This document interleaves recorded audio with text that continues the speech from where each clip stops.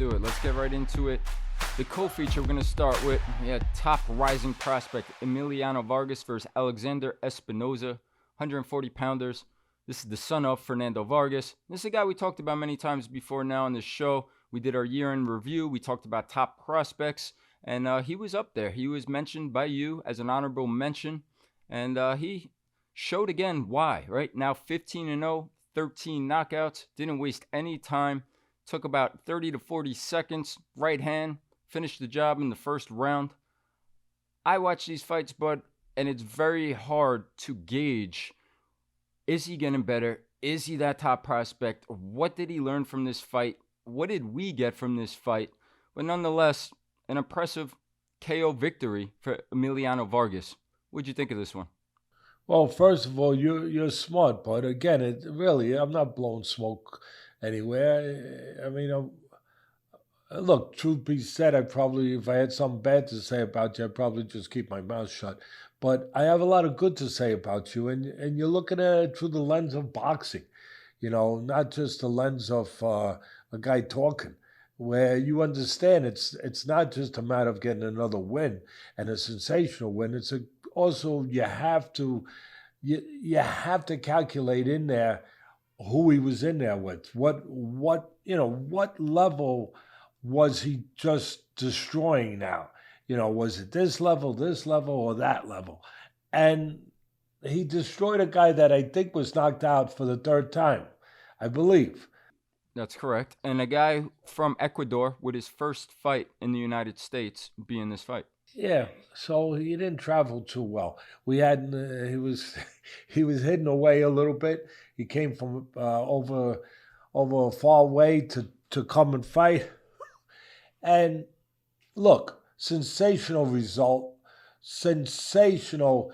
I mean, it's great press clippings. It's obviously it makes it makes the highlight reel, and that's nice. And it's terrific. You can see this kid Vargas, the talent that he has, and the roots that he has. His brothers are there with him. His father, who is a world champion. So he's with the right people. It's in his blood, as we say. It truly is in his blood. Again, the talent, it jumps out at you. But this opponent left his left hand out there, and he threw the right hand over, nice and snappy, timed it beautifully. But he left his left hand out there. I mean, if he left it out there any longer, he would have needed a massage for the arm. Would have got cramped up. So he throws it out there slow. He gets hit with the right. Okay, what are you going to do? It's over.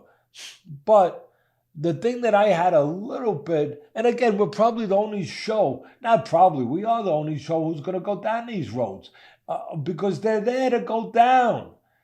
Maybe other people don't see them or they don't want to see them. They don't want to go down those roads.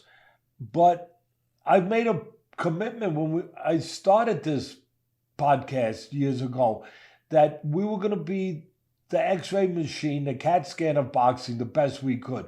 We were going to show you everything.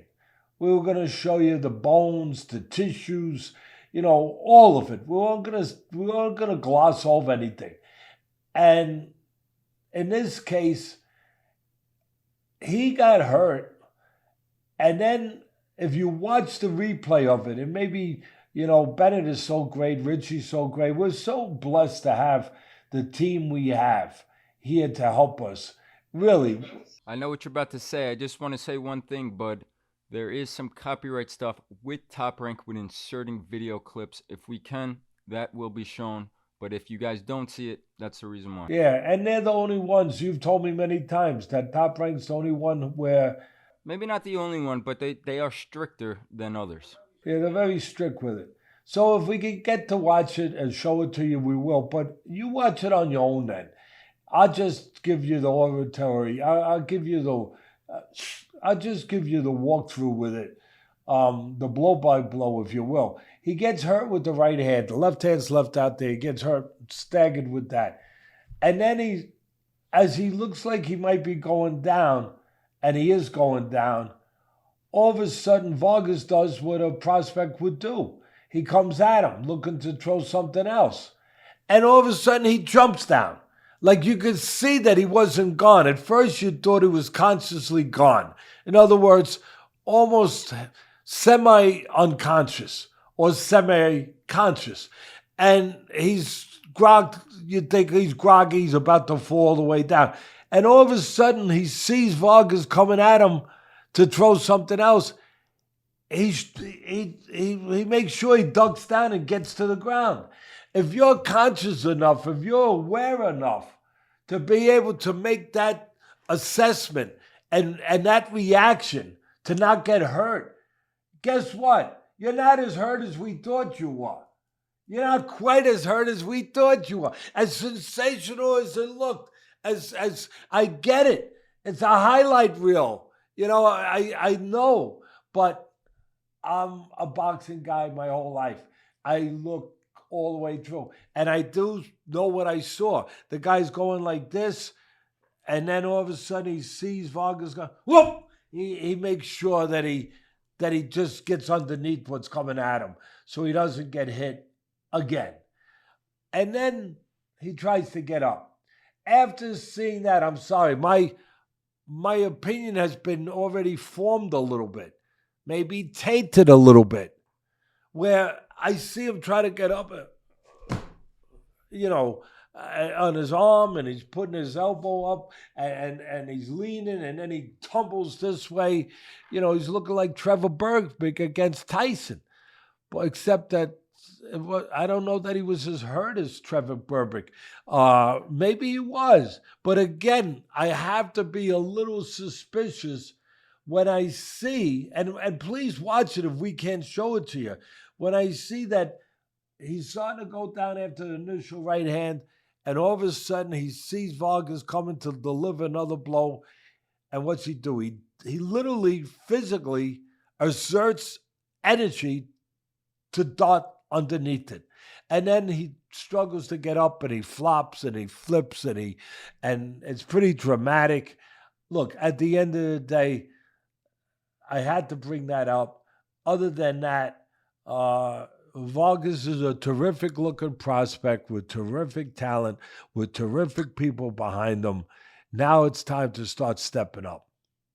Because when you had a good amateur background, you can afford to step up a little earlier than some of the average people, because you've been there, because you have experience. You're not green, but around the ears, as the old timers would say. You got enough experience where you can start to step up appropriately. I think it's probably the appropriate time now. What has he got? 15 fights now, Bud? What is it? Something? Yeah, 15-0 with 13 knockouts. And he's only 21 years old. Yeah, let him start to step up. You're still going to be picking your opponents. You're going to be smart about it. But start picking guys that a little better, a little bit more durable. And I think he wants that. I think it's inside of him. Pedigree matters.